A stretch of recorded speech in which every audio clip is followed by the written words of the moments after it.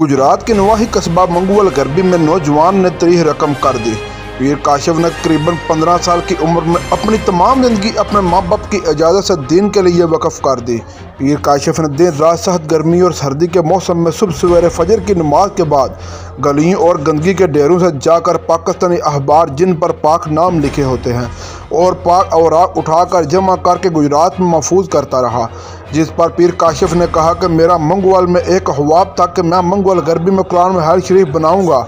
जिस पर पीर काशिफ ने सियासी और समाजी और ताजरों से 10 रुपये इकट्ठे करके मुहैयर हजरात के तावन से कुरान में हर शरीफ की बिल्डिंग बना दी, जिसकी इफ्ताही तकरीब के मेहमान खुसूसी सब ज़्यादा गुलाम बशीर नक्शबंदी थे।